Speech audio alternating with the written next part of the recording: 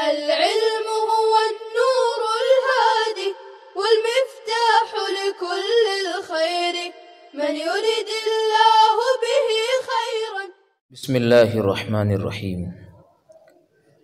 الحمد لله رب العالمين والصلاة والسلام على سيد الأنبياء والمرسلين وآله وصحبه أجمعين وصلى الله على النبي الكريم.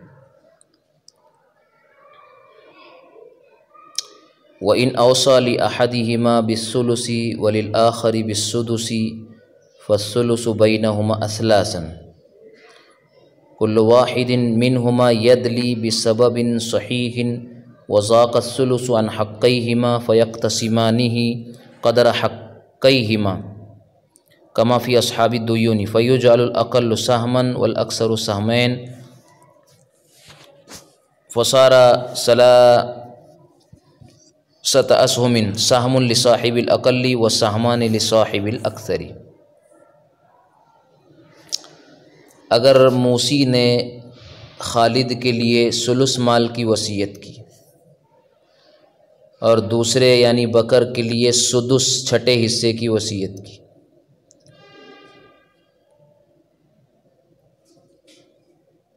تو اب کل مال نصف ہو گیا اور نصف بغیر ورثہ کی اجازت کے دیا نہیں جا سکتا، تو صرف ثلث ہی ان کو دیا جائے گا، جس کی صورت ایک یہ ہوگی کہ خالد کو ثلث میں سے 3 میں سے 2 اور بکر کو 3 میں سے 1 ملیں گے.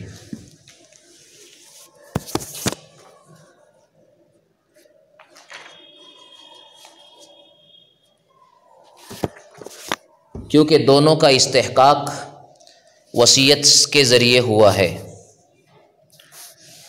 اور یہ سبب صحیح ہے یعنی وصیت، اور ثلث میں اتنی وسعت نہیں جو ان دونوں کے حق کو پورا کر سکے.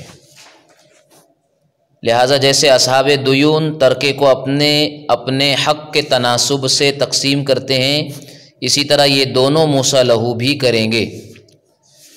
لہٰذا ان کے حق میں یہی تناسب ہے کہ خالد کا حق 3 میں سے 2 ہے اور بکر کا 3 میں سے 1 ہے. لہٰذا ثلث کو بھی 3 حصوں میں تقسیم کر کے اسی تناسب سے تقسیم کیا جائے گا. خالد کے لیے 2 حصے ہوں گے اور بکر کے لیے 1 حصہ ہوگا. اسی کو کہا فَيَقْتَسِمَانِهِ عَلَى قَدْرِ حَقَّيْهِمَا كَمَا فِي أَصْحَابِ الدُّيُونِ فَيُجْعَلُ الْأَقَلُّ سَهْمًا وَالْأَكْثَرُ سَهْمَيْنِ. عقل کے لیے 1 اور اکثر کے لیے 2، تو یہ 3 حصے ہوئے. 1 حصہ صاحب عقل یعنی سدس والے کے لیے، وہ سہمان لصاحب الاکثر، اور 2 حصے صاحب اکثر یعنی ثلث والے کے لیے، کیونکہ سدس کے مقابلے میں ثلث زیادہ ہے. آگے فرمایا وَإِنْ أَوْصَى لِأَحَدِهِمَا بِجَمِيعِ مَالِهِ وَلِلْآخَرِ بِثُلُثِ مَالِهِ وَلَمْ تُجِزِ الْوَرَثَةُ فَالثُّلُثُ بَيْنَهُمَا عَلَى 4 أسهم عندهما. وقال ابو حنیفہ رحمہ اللہ الثلث بینہما نصفان ولا یضرب ابو حنیفہ للموصى له بما زاد على الثلث الا في المحابات والسعایة والدراهم المرسلة.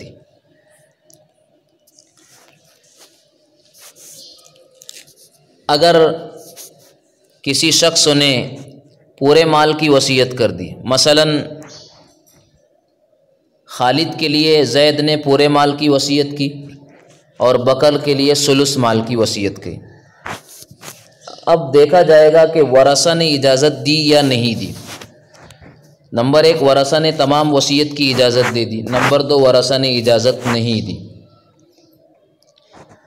پہلی صورت پورے مال کی وصیت کی اور ورثہ نے اجازت دے دی تو اس میں بھی ائمہ کا اختلاف ہے، اور دوسری صورت ورثہ نے اجازت نہیں دی تو بھی اختلاف ہے.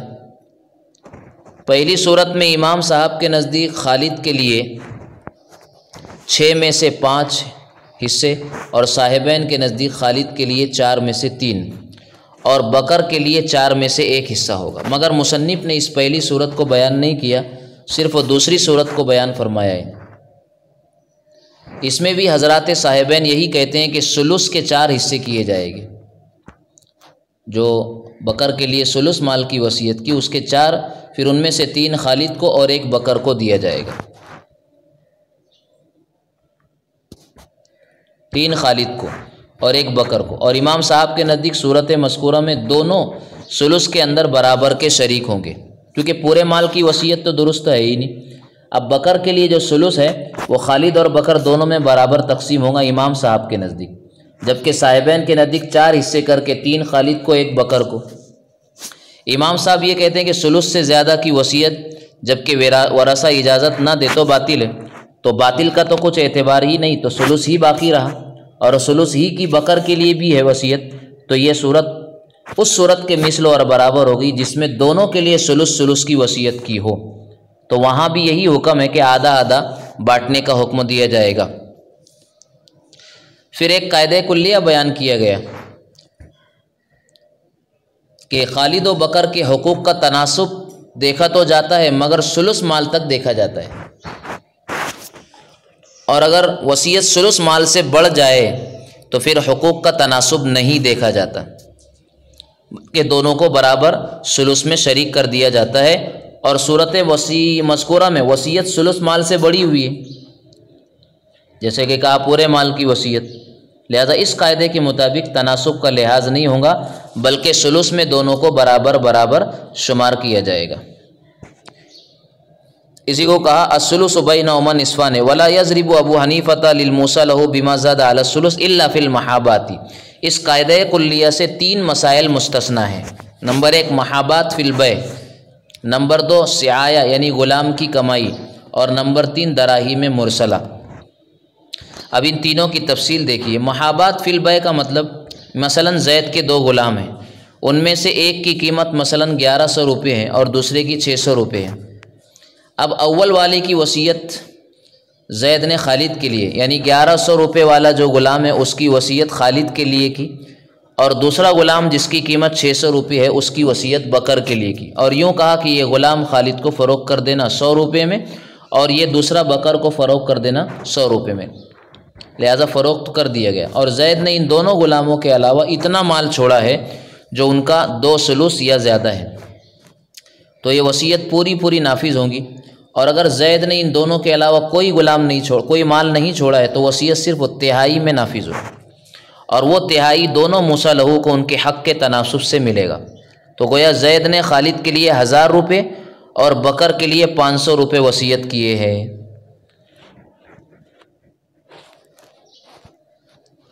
جن کا ثلث 500 ہے، کیونکہ ادھر 1000 اور ادھر 500، 1500 روپے جس کا 1/3 500 ہے. تو خالد کے لیے 500 میں سے 3 حصے اور بکر کو 3 میں سے 1 ملے گا،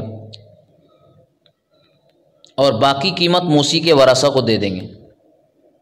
بہرحال امام صاحب کے نزدیک اگر یہ صورت مستثنی نہ ہوتی تو خالد اور بکر دونوں کے لیے 500 میں سے آدھا آدھا ہوتا جیسا کہ اوپر کا، اور باقی قیمت موسی کے ورثہ کو دے دیتے. مگر یہاں انہوں نے اپنے اس اصول کو چھوڑا، استثناء کیا، اور حق کے تناسب کے لحاظ سے ثلث کو تقسیم کیا ہے. سعایہ اس کی صورت یہ ہے کہ زید نے اپنے دونوں غلاموں کے آزادی کی وصیت کی، اور زید کا کوئی مال ان دونوں غلاموں کے علاوہ نہیں ہے، اور ان میں سے ایک کی قیمت 2000 ہے اور دوسرے کی 1000 ہے. تو یہ وصیت ثلث کے اندر نافذ ہوں گی، اور 2 ثلث کے اندر ان پر قیمت واجب ہوں گی جو یہ کما کر ورثہ کو دیں گے. لیکن اس ثلث کے اندر دونوں کی قیمت کا تناسب بڑا رہے گا، اور ان دونوں کی قیمت کا مجموعہ 3000 ہے جس کا ثلث 1000 ہے. تو جس غلام کی قیمت 2000 ہے اس کی قیمت میں سے 666 روپے ساقط ہو جائیں گے وصیت کے اعتبار سے، اور باقی وہ کما کر ورثہ کو دے گا. اور جس غلام کی قیمت 1000 روپیہ ہے اس کی قیمت میں سے 333 روپے ساقط ہو جائیں گے، اور وہ اپنی بقیہ قیمت کما کر ورثہ کو دے گا، کیونکہ وصیت کا نفاذ ثلث کے اندر ہوا ہے، اور 2 ثلث کے اندر ان پر قیمت واجب ہوں گی. دراہیم مرسلہ کا مطلب یہ ہے کہ یہ متعین نہ کیا جائے کہ ثلث اس کا اور نصف اس کا، بلکہ مطلقاً یوں کہتا ہے وہ کہ 200 روپیوں کی وصیت خالد کے لیے ہے اور بکر کے لیے 100 کی، اور اس کے پاس صرف یہی مال ہے یعنی 300. تو یہ وصیت صرف ثلث یعنی 100 میں نافذ ہوں گی، جن میں سے اول کو 66 روپے ملیں گے جس کے لیے 200 کی وصیت کیا، اور دوسرے کو 33 روپے ملیں گے جس کے لیے 100 کی وصیت کیا۔ گویا یہ 100 روپے جو 300 کا 1/3 ہے ان کے حصے کے تناسب سے تقسیم کیا جائے گا۔ لہما، آگے دلائل پیش کیے جا رہے ہیں۔ لہما فی الخلافیۃ ان الموصی قصد شیئین الاستحقاق والتفضیل وامتنع الاستحقاق لحق الورثہ ولا مانع من التفضیل فیثبت کما فی المحابات واختیہا۔ یہ صاحبین کی دلیل ہے، جس کا حاصل یہ ہے کہ صورت مذکورہ میں جو اوپر مذکوری موصی کا ارادہ 2 چیزوں کا ہے۔ نمبر 1، وہ تمام مال کا مستحق ایک کو کرنا چاہتا ہے، جیسا کہ اس نے کہا پورا مال فلاں کے لیے وصیت، مگر اس کا یہ ارادہ حق کے ورثہ کی وجہ سے پورا نہیں ہو سکتا، کیونکہ اس میں تو ورثہ کا حق مارا جاتا ہے، پورے مال کی وصیت کو نافذ نہیں کر سکتے۔ نمبر 2، موصی کا ارادہ یہ ہے کہ وہ خالد کو بکر پر ترجیح دینا چاہتا ہے، جیسا کہ اس نے پیچھے والی صورت میں کیا کہ بکر کے لیے ثلث کی وصیت کیا اور خالد کے لیے پورے مال کی وصیت کیا، تو گویا وہ ترجیح دینا چاہ رہا ہے۔ تو اس تفضیل اور ترجیح سے کوئی معنی بھی موجود نہیں ہے، لہذا تفضیل اور ترجیح ثابت ہو جائے گی۔ جیسے ابھی امام صاحب نے اپنے اصول کو چھوڑ کر محابات وغیرہ میں تفضیل کو ثابت کیا، یہ حضرات صاحبین کہتے ہیں۔ وَلَهُ أَنَّ الْوَصِيَّةَ وَقَعَتْ بِغَيْرِ الْمَشْرُوعِ عِنْدَ عَدَمِ الْإِجَازَةِ مِنَ الْوَرَثَةِ إِذْ لَا نِفَاذَ لَهَا بِحَالٍ فَيَبْطُلُ أَصْلًا وَالتَّفْضِيلُ يَثْبُتُ فِي ضِمْنِ الِاسْتِحْقَاقِ فَبَطَلَ بِبُطْلَانِهِ كَالْمَحَابَاتِ الثَّابِتَةِ فِي ضِمْنِ الْبَيْعِ۔ یہ امام صاحب کی دلیل ہے، اس کا حاصل یہ ہے کہ جب ورثہ نے اجازت نہیں دی تو 1/3 سے زیادہ کی وصیت تو غیر مشروع ہے، کیونکہ بغیر ورثہ کی اجازت کے ثلث سے زیادہ میں وصیت کو نافذ کرنے کی کوئی صورت نہیں ہے، لہٰذا ثلث سے زیادہ میں وصیت باطل ہو گئی، اور جب زیادتی باطل ہو گئی تو دونوں میں مساوات رہ گئی۔ اب اسی کو مصنف نے فرمایا کہ تفضیل باطل ہو گئی۔ ان الوصیۃ وقعت بغیر المشروع عند عدم الاجازہ من الورثہ اذ لا نفاذ لها بحال، ثلث سے زیادہ میں وصیت کے نفاذ کا کوئی موقع ہی نہیں ہے، فیبطل اصلا والتفضیل یثبت فی ضمن الاستحقاق۔ اب رہ گئی تفضیل، وہ استحقاق کے ضمنوں میں ثابت ہوتی ہے، اور جب استحقاق باطل ٹھہرا تو تفضیل بھی باطل ہو گئی۔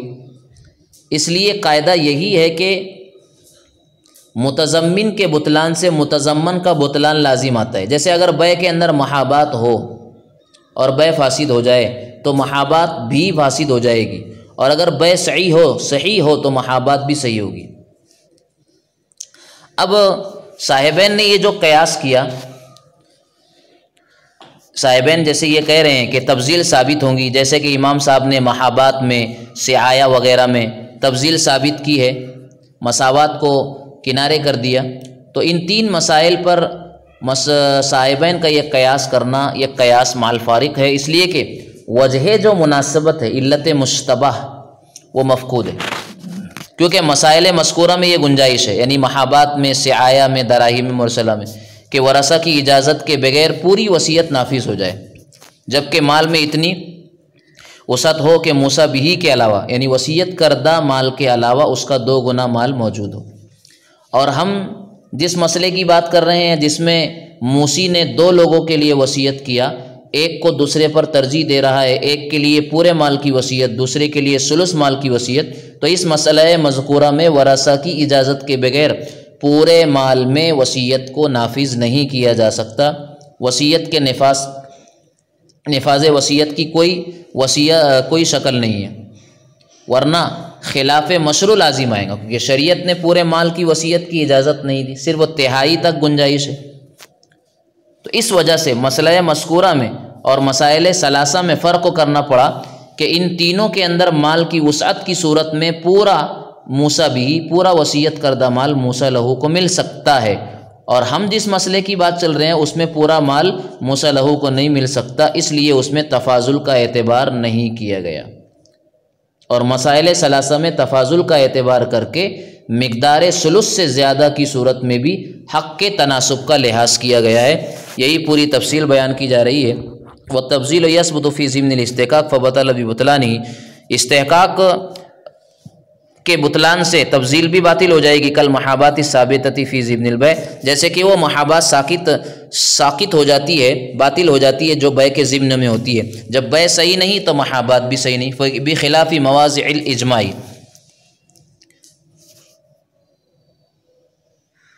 برخلاف مواضع اجماع کے،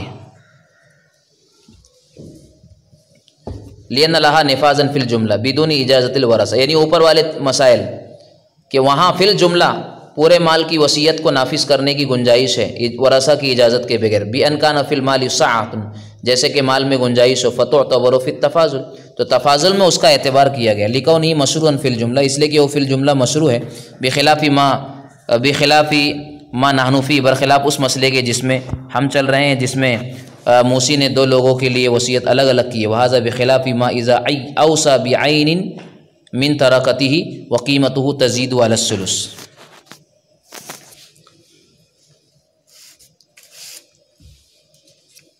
اور یہ اس صورت کے خلاف ہے جبکہ موصی نے اپنے ترکے میں سے کسی معین چیز کی وصیت کی اور اس کی قیمت ثلث سے زیادہ ہے۔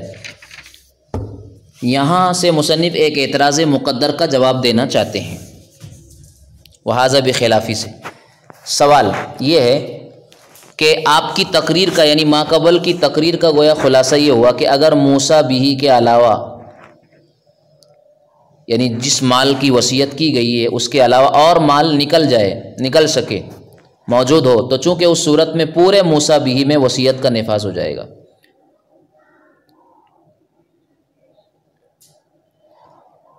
تو معترض یہ کہتا ہے کہ ہم آپ کو ایسی مثال بتاتے ہیں کہ جہاں یہ معنی موجود ہے، یعنی وصیت کردہ مال کے علاوہ بھی مال ہے، اس کے باوجود بھی وہاں ثلث سے زیادہ حق کا تناسب ملحوظ نہیں ہے، جو مسائل ثلاثہ میں ماقبل میں ملحوظ ہے۔ مثلا زید نے اپنے گھوڑے کی وصیت کی، متعین چیز کی، خالد کے لیے، یعنی پورے مال کی،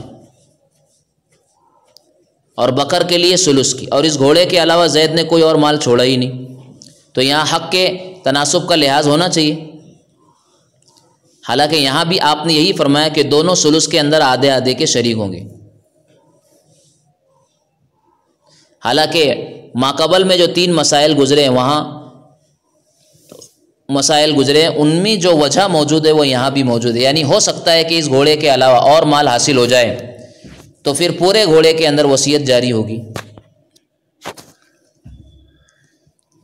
جواب یہ ہے کہ سوال تو معقول ہے اور وہ وجہ یہاں موجود ہے، اس کے باوجود بھی دراہم مرسلہ والا حکم اس کو نہیں دیا گیا، جس کی وجہ یہ ہے کہ اس گھوڑے اور دراہم مرسلہ میں فرق ہے، اور وہ فرق یہ ہے کہ گھوڑے والی صورت میں موصی لہ کا حق اس معین گھوڑے کے ساتھ متعلق ہے، کیونکہ اگر یہ گھوڑا ہلاک ہو جائے تو وصیت باطل ہو جائے گی۔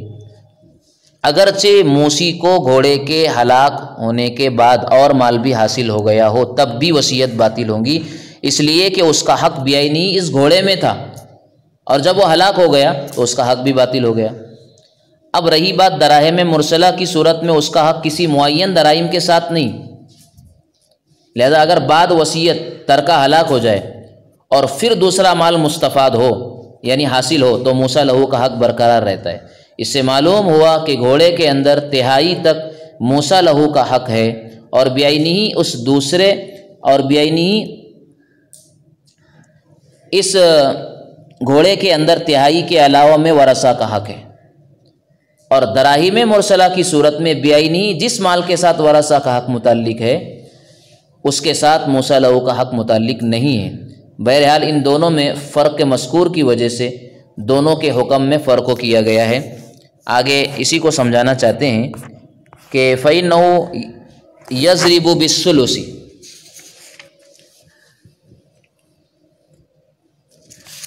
کہ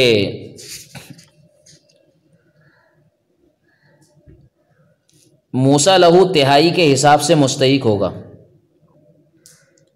اگرچہ مال بڑھنے کا احتمال ہو، وَإِنْ احْتَمَلَ أَنْ يَزِيدَ الْمَالُ فَيَخْرُجُ مِنَ الثُّلُثِ،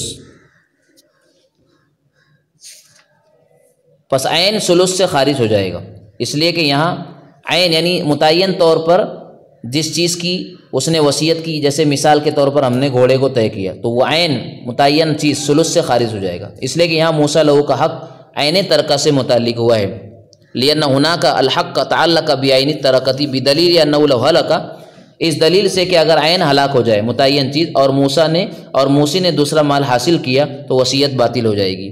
واستفاد مالا آخر تبطل الوصیۃ وفی الالف المرسلہ، اور مطلق 1000 میں اگر تلقہ ہلاک ہو جائے لو ہلکت الترکۃ تنفذ فیما یستفاد، تو مال مستفاد میں وصیت نافذ ہوں گی. فلم یکن متعلقا بعین ما تعلق به حق الورثہ، تو موسیٰ لہو بعینی اس چیز کے ساتھ متعلق نہ ہوا جس کے ساتھ ورثہ کا حق متعلق ہے. اس فرقوں کی وجہ سے دراہیم مرسلہ اور اس مسئلے میں فرق کیا گیا، جس کو لے کر کے معترض کو یہاں پر اعتراض ہو رہا ہے. لیکن چونکہ دونوں میں فرق موجود ہے،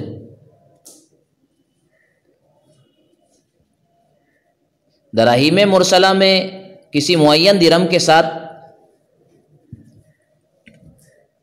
موسیٰ لہو کا حق متعین نہیں ہے، بلکہ اگر وصیت کے بعد ترکہ ہلاک ہو جائے اور دوسرا مال مستفاد ہو تو موسیٰ لہو کا حق برقرار رہتا ہے.